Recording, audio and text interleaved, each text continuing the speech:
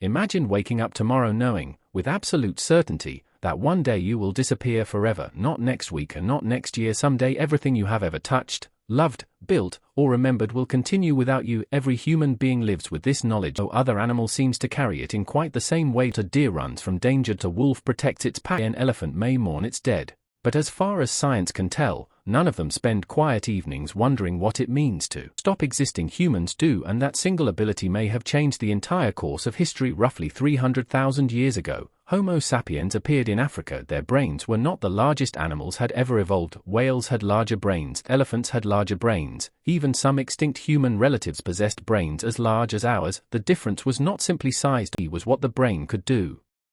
Somewhere during our evolution, humans became capable of something psychologists call mental time travel. Not physical time travel, mental time travel, the ability to replay yesterday, experience today, and imagine tomorrow. 2007.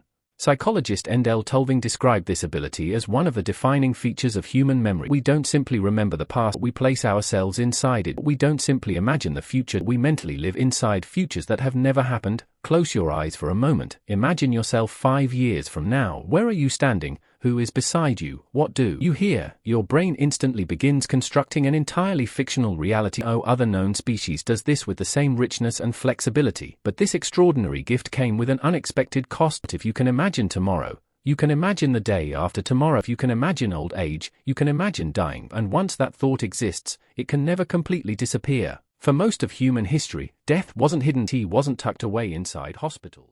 It happened in front of everyone. Children saw it, families lived beside it, hunters witnessed it almost every season. The dead weren't strangers, they were parents, friends, children. The question wasn't whether death existed, the question was what came next. Around 100,000 years ago, something remarkable began appearing in the archaeological record. Humans started burying their dead intentionally, and not everywhere. Not all at once, but often enough that archaeologists knew something profound had changed. Some graves contained flowers, others contained tools, weapons, animal bones, red ochre, objects with no survival value whatsoever. Why place gifts beside someone who could no longer use them? Were these simply traditions? Or did people already believe death wasn't truly the end? Sites such as Kafsay Cave in present-day Israel suggest that early Homo sapiens treated the dead with extraordinary care. The bodies weren't discarded. They were arranged, protected, remembered. That raises an unsettling possibility. First funeral may also have been the first attempt to defeat death, not physically but psychologically, because as soon as humans realized life ends, they began searching for ways to make endings feel temporary. Every civilization eventually faced the same impossible question. Egypt built pyramids, China buried emperors with armies, the Maya filled tombs with sacred objects, the Vikings launched ships toward eternity. Different cultures, different continents, the same question: what happens after the final breath?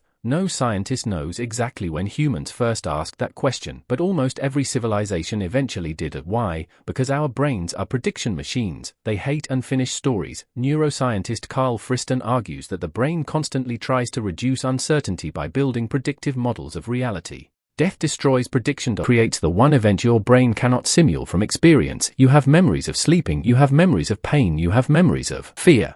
But you have no memory of not existing. Your brain searches desperately for an answer and finds only silence. Creates possibilities instead. Could something continue? Could consciousness survive? Could another world exist beyond this one? Notice something fascinating. Whether religious or not, nearly everyone imagines death somehow. Some picture heaven, others picture reincarnation, some imagine complete darkness, others imagine absolute nothingness. Even believing there is nothing after death requires imagining what nothing feels like. But can you truly imagine nothing? Try it. Picture absolute non-existence, no light, darkness. Thought observer, the moment you attempt it, someone is still imagining it. That may be why death feels so impossible to comprehend. Asks the brain to imagine a reality in which the brain no longer exists, and that may be the greatest paradox evolution ever created. That paradox doesn't just shape philosophy, it quietly shapes your everyday life. Think about why people write books, build businesses, plant trees they will never sit beneath, spend years constructing cathedrals they know will not be finished before they die. Why sacrifice for a future you will never personally experience? Because humans possess something psychologists call symbolic immortality. We cannot stop biological death. We create things that outlive us: ideas, art, music, stories, families, civilizations. The cultural anthropologist Ernest Becker argued in his Pulitzer Prize-winning book The Denial of Death that much of human civilization is an attempt to cope with the awareness of mortality. According to Becker, people don't simply want to survive, they want part of themselves to continue after they're gone. Whether or not every part of his theory is correct, it raises a remarkable possibility. Your greatest ambition explanations may be rooted in one unavoidable fact: you know your time is limited. But how did evolution allow such a painful awareness to exist?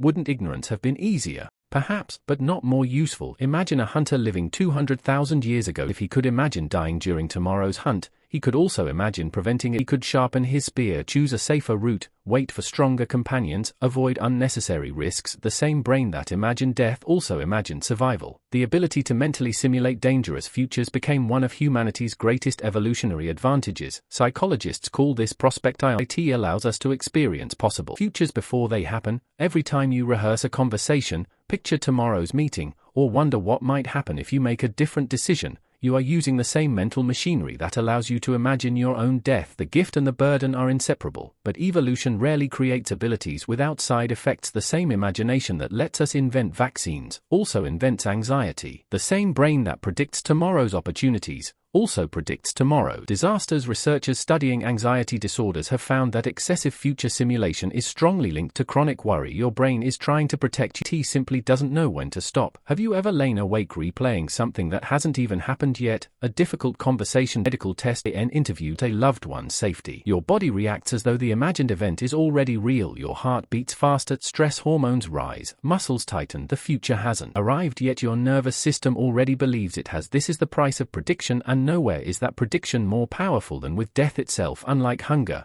unlike cold, unlike pain, death cannot be practiced, cannot be rehearsed, cannot be corrected after failure. Every other mistake teaches a lesson, death teaches none. Perhaps that is why humans became storytellers. Stories allow us to experience danger without paying its full price. When ancient people gathered around campfires, they didn't just entertain one another, they simulated survival. One story warned about crossing the river at night, another explained which berries were poisonous, another remembered the hunter who ignored the weather. Knowledge survived because stories survived. Sense. Stories became humanity's second memory, and eventually, stories became humanity's answer to mortality. Long after the storyteller died, the story continued speaking. The ancient Greek poet Homer died thousands of years ago. His voice still reaches us. The Egyptian architects who built the pyramids are gone, yet their ideas still shape our imagination. Leonardo da Vinci is no longer alive, yet millions still learn from sketches he drew over 5 centuries ago. Their bodies disappeared, their influence did not. Could that be another form of survival? The philosopher Socrates believed that philosophy itself was preparation for death, not because it removed fear,